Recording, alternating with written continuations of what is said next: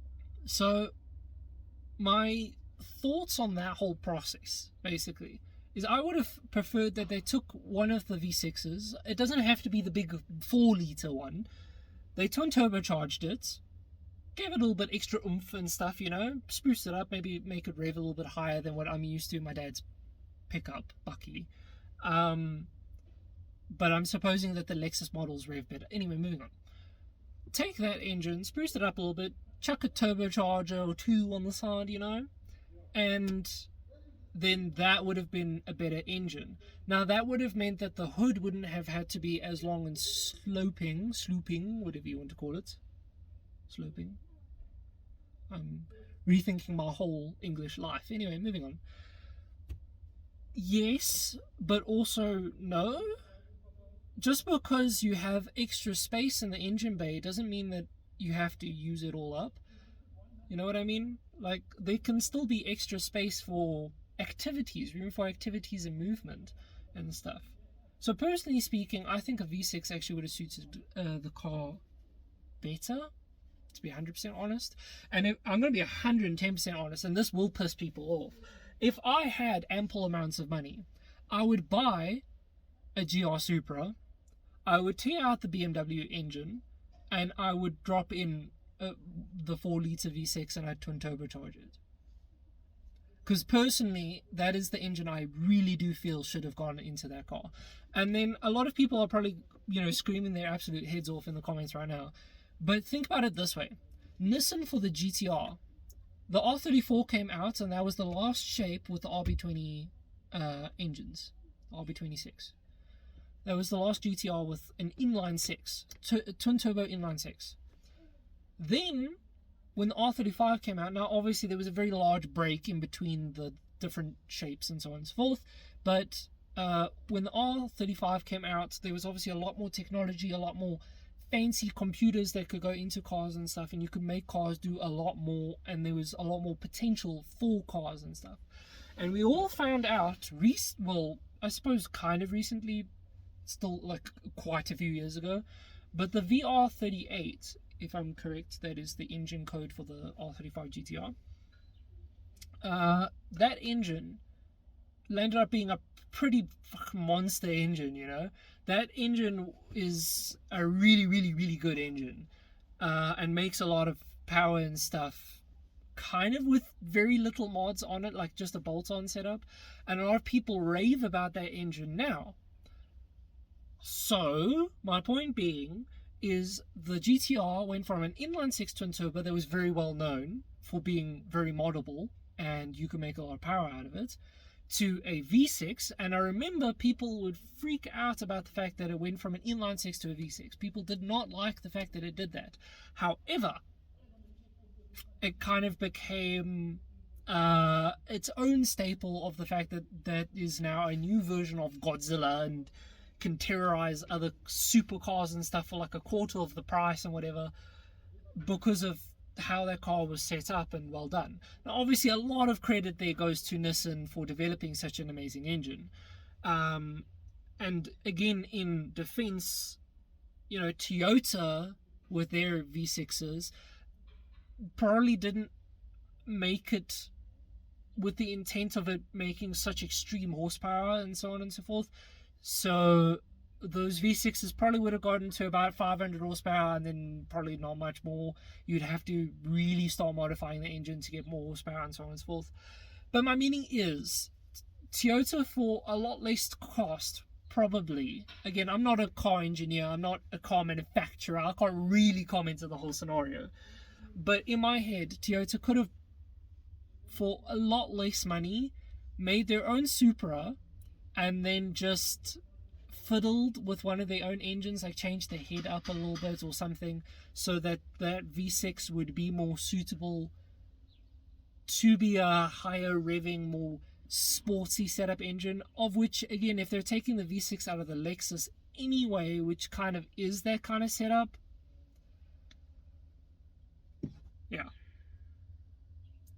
Anyway, going back to the original topic, are inline 6s dying? So the reason why inline 6s, well, in my opinion anyway, why inline 6s are kind of making a comeback is because again, everyone must remember, petrol cars are being phased out. There's noises there.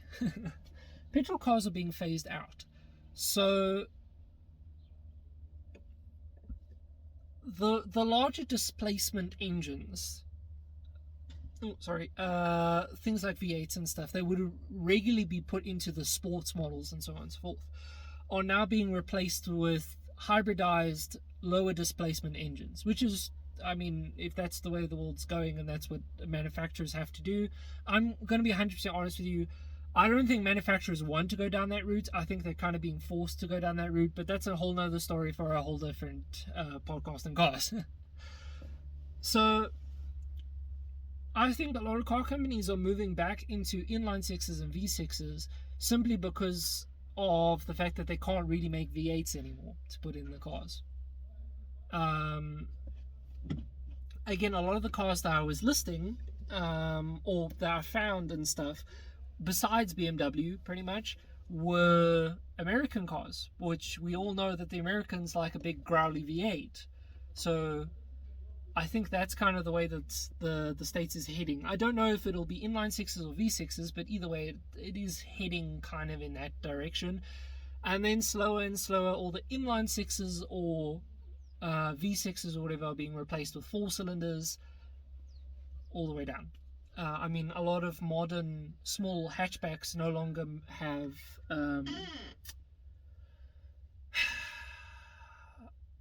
inline 4s. It's gone down to like inline 3s. They can turn off 1 cylinder, so it becomes a 2-cylinder. Like, that's the way that the world is kind of going. And I know you guys can't really see, but there's a BM here next to me that has an inline 6, yes. But I know was it Audi or was it Mercedes? I think it's Mercedes. They're replacing their AMG 63 range with turbo inline 4s now, which in one breath is very exciting, in the other not so much. But my point is, like, I think the reason why inline 6s are going to have a small bubble is because everyone's having to move away from larger displacement, so they're kind of weaning off, if you will, through the inline 6 V6 route, and then they're going to have to go down more. So yeah, I don't know. I do still think the inline 6s are kind of dead, to be 100% honest. I do know that there are still a few out there, and there's still a few making their last hurrahs and stuff, but if you had to look at the grander scheme of things, so the old BMW M3s used to come with inline 6s. Naturally aspirated, but still. Toyota Supra, inline 6. Toyota Chaser / the IS300s, inline 6s. The GTRs, inline 6s. Most of the Skylines, inline 6s. Never mind if they were GTRs or not. What's it called now? The wagon version of the Skyline. I can't remember that, inline 6. My point being is there were a lot of cars back in the day that I understand obviously car manufacturers back in the day also used to do a lot themselves, if that makes sense. So they'd compete with themselves within the same brand. So, I mean, again, the Chaser, Alteza, I don't know, Toyota used to make a lot of the same kind of saloon-shaped cars, slightly bigger than each other or slightly smaller than each other, but all the same pretty much engine setup. Maybe tuned slightly differently, so it makes it a little bit more, a little bit less horsepower. But I mean, car manufacturers still do that today. If you go look at the 2-liter inline 4 that's in the ND MX-5, it is the same 2-liter inline 4 that you'll find in the Mazda 3, in the Mazda 6s, some of the SUVs like the CX-3, and so on and so forth. They all have the same 2-liter, or at very least the same block. It might be a slightly different displacement, but pretty much the same engine, maybe just slightly fiddled with differently, is my meaning. And car manufacturers used to do that back in the day, but I think there was still a larger variety. So, for example, Mazda would have that inline 6, yes, in the MX-5, inline 6, 4-cylinder in the MX-5, but it would be in, again, the Mazda 3. I suppose it is really, though. The Mazda 2, the Mazda 3, the Mazda 6, all the same kind of engine setup. I hope people are understanding what I'm talking about. Basically, the same engine went into multiple different cars. Those cars would be very similar to each other. Whilst these days, for a lot of manufacturers, I know I was literally just listing how Mazda still does it, but for a lot of manufacturers, it's not really like that anymore. I suppose BM still does it, which is probably why they're still making the inline sixes, to be honest with you. But if I think about Toyota, as far as I'm aware, it's the Yaris, the Corolla, which share engines, admittedly.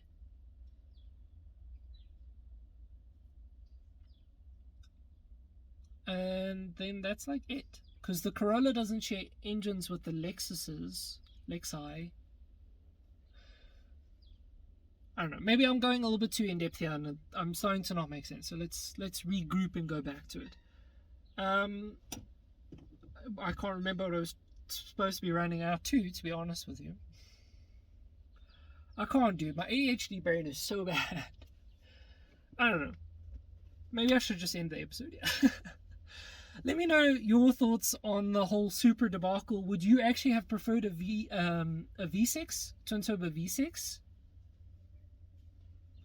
I, again, personally think that would have been a better shout, because Toyota then wouldn't have been hated on for the fact that they put a BM engine in their car. People would have been more satisfied that it was an engine that's been around for a while. I do know that there's supercharger kits out for the V6s anyway. There's actually one locally sold that makes... So I think the stock engine makes like 260 horsepower? Maybe about 300 in the fancier Lexus models and stuff. With that supercharger kit, it jumps to 600 to 800 horsepower. With a pretty, cool supercharger kit. I think with a twin turbo kit, a factory twin turbo kit, if you will, inverted commas, again, if Toyota had to fiddle, 500 horsepower Supra would have been on par with the GTR, which it is, and the new NSX and stuff like that, instead of being mocked at currently because of how little horsepower it makes. I don't know. My thoughts. Let me know yours. Let me know your thoughts on the inline six. Let me know if I'm completely wrong and actually there's a whole bunch of more cars that are coming out with inline sixes that I'm kind of just stupid and forgot to look at. So yeah, let me know. Until next time, guys, I hope you did enjoy. If you did, please leave a like and a comment down below. And yeah, keep an eye out on my website, because there's going to be an update soon and a sale on a whole bunch of stuff, including cool t-shirts, which I am not wearing because apparently I never wear my own merch, or at least not on videos. It's very irritating. Anyway, as well as my products are going to be on sale. So if you are a NA MX-5 owner and you've been keeping an eye out on my headlight kits, they're going to go on sale soon for a nice discounted price. Also things like the radiator shroud and dorsal things, and this is all in celebration for my front lip that is going to go for sale. So yeah,